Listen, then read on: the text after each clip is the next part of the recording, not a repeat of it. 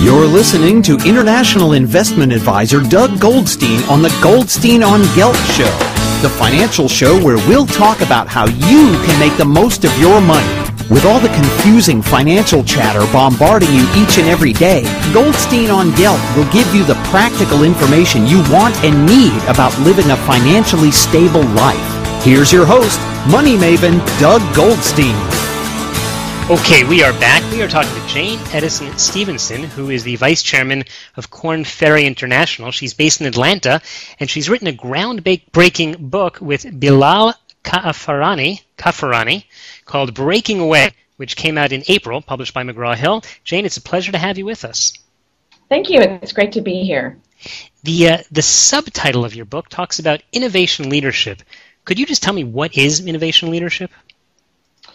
Innovation leadership is really great leadership because to really be a leader of people, you've got to engage them and bring out the creative capabilities that they bring to the table. And so what we've done is to write about how innovation and leadership are inextricably linked to be effective. So what got you and your co-author to decide to actually write the book? Well, I actually recruited Bilal to his last position as head of innovation at the Coca-Cola Company. And in the process of interviewing him, he had mentioned that he wanted to write a book at some point and share the learnings that he had had around creating breakthrough products like fat-free cheese and a number of other things which he was accountable for and held patents for.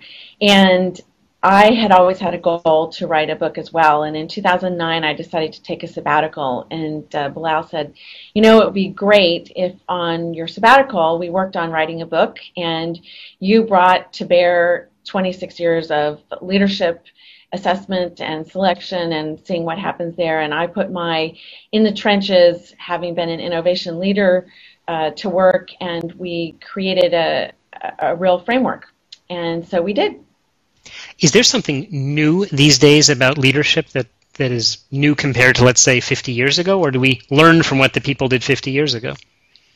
You know, it's interesting that you say that, because one of the things that we did was to look through time from the earliest days to today at innovation and leadership and how things happened. And very interestingly, the principles that were underlying hadn't changed one iota. So I'm not sure that there's something that's totally new and different about tend to in society go in cycles. So I think the era of cost cutting has taken it as far as it can go, and you can't cut your way to growth forever. And innovation and growth are pretty much synonymous. So I think for today's environment, leadership and looking at how you grow a business and how you really pull out what's next on an ongoing basis and create sustained growth is very relevant, maybe more so than it's been during the beginning of the down cycle. So what is it that makes a good leader? What makes a good leader is very simple.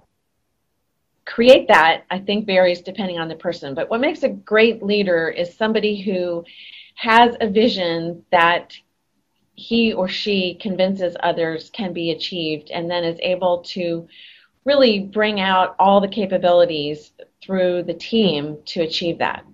That's what makes a great leader. Now, what are the qualities and the characteristics? Well, it could be that someone is quiet in style. It could be that someone's very dynamic and charismatic. But underlying, there's a level of trust that people have to have for the leader.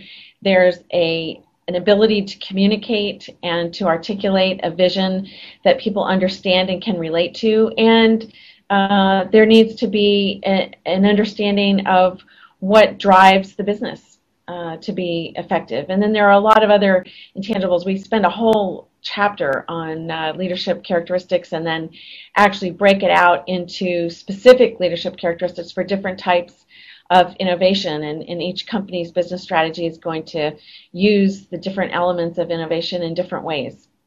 Could someone who is loud be as successful as someone who is more soft-spoken?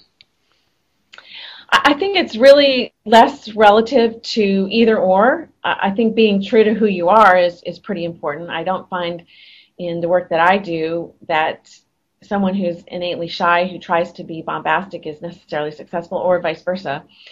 But I think the style that you bring to bear can be effective across a wide continuum. And it's really about how do you engage other people. That's where sometimes I think leadership is mistaken.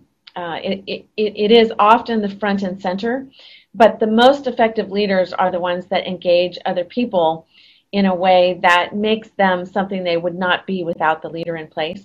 I always feel that if you look at a measure of leadership being, has your team, whether that be CEO and the team being the whole company or a division or whatnot, has your team accomplished things that they probably wouldn't have if you weren't the leader, is a good measure to look at as a self-evaluation technique, because a great leader helps people to see what's possible and puts them together in a way that creates an exponential outcome. We are talking about leadership with author Jane Edison Stevenson, who wrote the book called Breaking Away, which came out this past April, published by McGraw Hill. She's been talking to us about issues of trust and communication that are very important qualities of a leader. Tell me something, if someone comes up with a new product, what advice would you give him to help him make it a success? I think there are a lot of things that go into that, and every product is a little different, so I'm not going to give you a silver bullet answer. That said, we have a formula in the book that I think is helpful relative to this, and it's called the 3 W's, not talking about the internet. We're talking about who, what, and why in the product development life cycle. And if you look at what it is that you're offering, and then you understand who it's for and why the business case is going to be successful, you've got the best odds for success. And where those all intersect and overlay is what we'll call the sweet spot. And we go into a lot of depth about this in the book, but there are a series of questions that need to be understood. And in terms of understanding that your product is going to be a big success, if you understand what it is that's being offered and then how that overlays with not only what people are looking for, but the price that it will cost to deliver it profitably, then that's a pretty good formula that's going to help you understand what the success is. And with innovation, there's a lot of risk. There's always risk because you don't understand what the social adoption cycle might be if it's a truly transformational type of an innovation. But the more questions you have answered, the less risk there is in terms of the WWW equation. And when you look at organizations like Apple and others that have been tremendously successful from an innovation standpoint, you'll find that they understood what the customer would want if they knew something was possible, better than perhaps the potential customer knew themselves. So it's a lot about consumer insight, and that isn't just consumers in the sense of individuals like you and I that buy something at the store, but in the B2B context as well. So the insight around what is needed and how it can be produced, and understanding of what it takes to make that product or service available and successful, and the business case behind it that allows you to deliver it in a way that is consistent with the value that the person is willing to pay. That's the magic formula in our opinion. So one of the areas that people often talk about with innovation is that an idea needs to be packaged the right way. I mean, there are tons of stories about who came out with an idea first, and only a few years later, Apple came out with the same idea, and Apple made $1 gazillion, but the first company didn't. And the opposite, where people had ideas that really did look like good innovations, but no one wanted to buy them and they flopped. Probably every story is different and you could come up with the reason, but ultimately today, do you think that people are buying products just because of a certain flashy packaging? I think packaging is important because it needs to resonate to the buyer, whether that buyer is a corporate buyer or an individual buyer. I think understanding how it will impact and change your life is probably the most important element.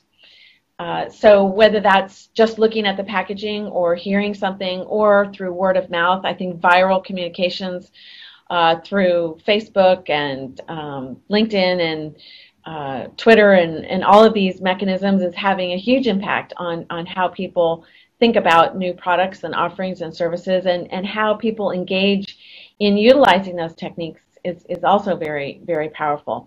Social adoption is a tough thing to predict as well. So the bigger the breakthrough, the less you can predict what the timeline will be. So if it's you'd have to have a framework, which I can give you later if you like, but there are different types of innovation, and depending on how innovation is and what new paradigm is being created, has a direct relativity to, whether it's just the packaging or the ideology, or whether it's hearing about it working from a friend that you know and trust. If it's a small innovation and it's an enhancement, then I'd say marketing and packaging and all of those things have huge, huge impact. If it's a paradigm shift that really takes us into a new territory that's never been developed before, then I think it's probably a little more than that, and it requires people who have success with it. Look at the hybrid car, look at anything even through time, like telephones and cell phones, and on and on. The cycle for when people take that on board and say, hey, this is something that's changed my life, and it's just something I take for granted, that's usually a longer cycle time. Okay. We have been talking to Jane Edison Stevenson, who is the co-author of the book called Breaking Away, about innovation leadership. Jane, just in the last few seconds, could you tell people how they could learn more about your work or get a copy of the book?